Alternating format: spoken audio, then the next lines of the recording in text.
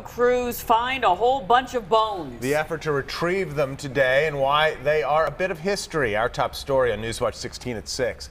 Good evening, I'm Scott Schaefer. And I'm MARISA Burke.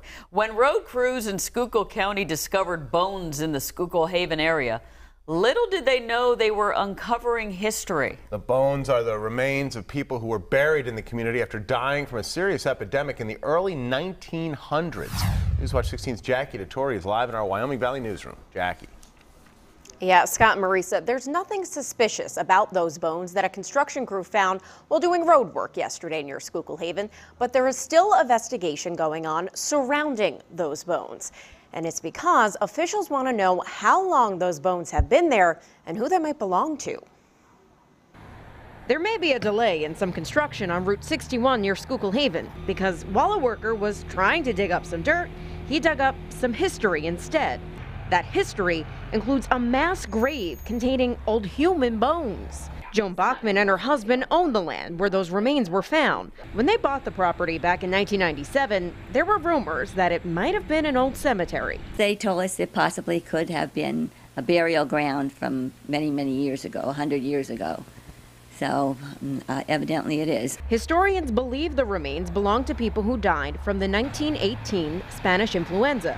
Records show it hit Schuylkill County hard, killing almost 1,600 people in about a month. There was a genuine panic. I mean, everything closed. Schools, hospitals, well, the only thing left open were drugstores. Because so many people were dying so fast, historians say it wasn't uncommon for people to just be buried in a field with no markers. So they did indeed have several mass plotters' graves, if you will, at the time, and one of them was identified as being in Schuylkill Haven. So now crews are collecting those bones and they'll be running tests. One of those tests could be to determine if there's any DNA that they can match those bones to find out who they belong to. But they are bones in there. We can see a tibia, femur, a jawbone, and stuff like that. A forensic archaeology team from Mercyhurst University in Erie will be doing the research.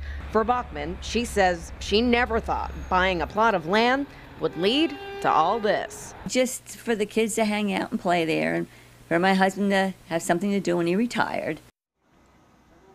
Now, it could be weeks before those tests are back and the forensic results can show who those bones might have belonged to. But when they do get the bones back, Schuylkill County officials plan to hold a proper burial, and that will happen in Schuylkill Haven.